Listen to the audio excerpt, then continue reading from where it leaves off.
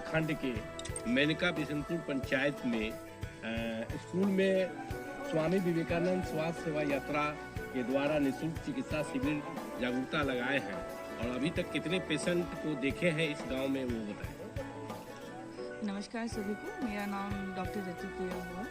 PMCH में MS orthopaedics से अपने पीजी कर रहे हैं और पोस्ट ग्रेजुएशन कर रहे हैं। आज जो हम लोग इसलिए इकट्ठा हुए हैं यहाँ पे, स्वामी विवेकानंद जी के जन्म दिवस को हम लोग युवा दिवस के रूप में मनाते हैं। तो उनके जन्म दिवस के उपलक्ष्य में हम लोगों ने यहाँ पे फ्री मेडिकल कैंप, साथ ही साथ अवेयरनेस कैंप भी किए हैं। अभी तक हम लोगों ने ऑलमोस्ट 50 पेशेंट को देख लिया है। जो सबसे ज़्यादा जो भी सबसे बड़ी जो प्रॉब्लम है, या फिर आप कह सकते हैं कि जो सबसे बड़ी बीमारी हमें देखने को मिल रही है, वो है नॉन कम्युनिकेबल डिजीज, जैसे हाइपरटेंशन की बीमारी, डायबिटीज़ है उस पर। तो हाइपरटेंशन के लिए हम लोग अवेयर भी कर रहे हैं कि आपको जैसे ही आपकी उम्र 40-45 से ऊपर होती है तो आपको एक नियमित रूप से अपनी बीपी की जांच करवानी चाहिए। अगर बीपी की जांच में अगर आपका थोड़ा सा भी बढ़ा हुआ है, या फिर आपका बहुत ज़्यादा, या उसके साथ की जो परेशानियां हैं वो आ रही हैं, तो आप अपने किसी भी निकटतम फिजिशियन से दिखाएं, क्योंकि बीपी जो है एक अलग ही तरीके की बीमारी है। वो बहुत घातक है। इसलिए घातक है कि क्योंकि सिर्फ वो एक किसी अंग को नहीं, बल्कि पूरे शरीर को मतलब क्या बोलूँ कि पूरे शरीर में उसकी वजह से परेशानियाँ आती हैं। तो बीपी ठंड में खास के इसलिए भी ज़रूरी है क्योंकि बूढ़े पेशेंट्स में आप देख रहे हैं कि बीपी अचानक से बढ़ी हुई मिलती है। इसकी वजह से स्ट्रोक की शिकायत हो सकती है, और भी बाकी चीज़ें हैं। MI का अटैक आना बहुत कॉमन हो जाता है इन लोगों में। तो बीपी से बचने के लिए सबसे पहले जो बात है कि अवेयरनेस, जो हम कहते हैं ना कि आप किसी भी चीज़ को अगर पहले बताते हैं कि उसका क्या परिणाम हो सकता है, अगर आप अवेयरनेस करते हैं उनको, तो कहीं ना कहीं जागरूकता एक बहुत बड़ी चीज़ हो जाती है उस चीज़ को रोकने के लिए। तो हम यहाँ पे इस कैंप के माध्यम से हम जितना हो सकता है अपनी तरफ से पूरी की पूरी चिकित्सा जो हमारी टीम है, उसमें हम अपनी कुछ मेडिकेशन जो हम मेडिसिन लेके आ पाए हैं, और जो जनरल मेडिसिन हैं, जैसे ठंड में पैर में दर्द है या फिर कमर में दर्द है, बाकी बुखार, बच्चों के लिए छोटी मोटी जो कफ है, सर्दी खांसी बुखार वगैरह हैं, और बाकी भी चीज़ें जैसे बीपी की दवाइयाँ हैं, वो सब हम लोग कुछ लेकर के आए हैं। और साथ ही साथ हम उनको बता रहे हैं कि अगर आगे से कोई परेशानियाँ होती हैं तो आप निकटतम जो हमारा डिस्ट्रिक्ट हॉस्पिटल है या फिर हमारे जो मेडिकल कॉलेज है, आप वहाँ जा कर के पर्टिकुलर जो डिपार्टमेंट है आप वहाँ से परामर्श ले सकते हैं। वहाँ पे फ्री दवाइयों की उपलब्धता रहती है, तो आप वहाँ से दवाइयाँ भी ले सकते हैं।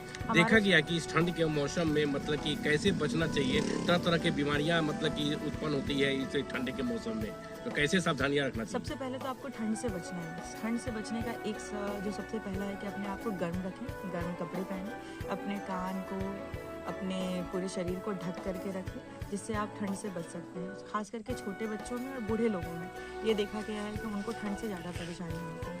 तो आप जितना आप उनको एक बचा के रखेंगे वो उतना अच्छा है। दूसरी चीज़ ये कि प्रॉपर जो न्यूट्रिशन होता है ठंड में, न्यूट्रिशन भी आप बच्चों को देते रहें। धूप का जो सेक है गर्म रखने के लिए अलाव वगैरह आप उसका भी इस्तेमाल कर सकते हैं। और दूसरी चीज़ ये जो देखा गया है, एक जो मैं आपको अवेयरनेस करना चाहती हूँ इस मामले में, क्योंकि देखती हूँ कि ठंड की वजह से बहुत गरीब लोग रात में अंगीठी जला करके सो जाना या फिर हीटर जला करके सो जाना, तो इसकी वजह से कार्बन मोनोऑक्साइड पॉइजनिंग भी बहुत देखी जाती है कि अचानक से पता चला वो पूरा परिवार ही खत्म हो गया। तो रात में ये चीज़ नहीं करनी है। रात में बिल्कुल ही अंगीठी वगैरह के नीचे आपको नहीं सोना है, और अपने आप को बचा करके ठंड में जितना ज़रूरत हो उतना ही बाहर निकलें, बिना बात के बाहर ना निकलें। और बच्चों को खास कर बताएं, क्योंकि बच्चे जो होते हैं ना, आप उनको लाख मना करेंगे फिर भी वो बाहर निकलते हैं, और बच्चों में ये चीज़ें बहुत कॉमन हो जाती हैं, सर्दी खांसी बुखार या ठंड लगना।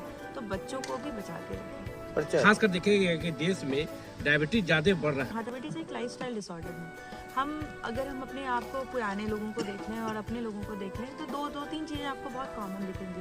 पहले के लोगों का खान पान, पहले के लोगों की जो मतलब कह सकते हैं कि जो दैनिक कार्यक्रम होती थी उसमें होता था कि लंबा वो वॉक करते थे, चलते फिरते थे। आज की जो जनरेशन है, हमें मोस्टली काम होता है बैठ के करने का, खान पान का कोई मतलब नहीं रह जाता है। हम बिल्कुल समय से कुछ नहीं कर पाते हैं। बहुत लोग हम में से ही हैं जो सुबह का नाश्ता नहीं करते, प्रॉपर खाना नहीं हो पाता, प्रॉपर नींद नहीं हो पाती। सोशल मीडिया एक अलग चीज़ है जो हमारी नींद को भी बहुत हैम्पर करती है। तो डायबिटीज़ एक रीज़न है कि हम ओवर स्ट्रेस्ड हैं, हमारा जो दैनिक कार्यक्रम जो अच्छे से होना चाहिए, जो हमारा खान पान का तरीका होना चाहिए वो नहीं है। और दूसरी चीज़ है कि बहुत ज़्यादा ज़रूरत है अवेयरनेस की भी, कि आपको अगर डायबिटीज़ के कुछ लक्षण आ रहे हैं तो आप उनको पहले देखें, समझें और उसको इग्नोर ना करें। अनुमंडल अस्पताल है, सदर अस्पताल है, या फिर आपके सामुदायिक चिकित्सा केंद्र है, वहाँ भी लोग हैं और आपको उसके बारे में विस्तृत जानकारी के साथ आप उनको कैसे दूर कर सकते हैं, इसके लिए समय समय पे अवेयरनेस किया जाता है,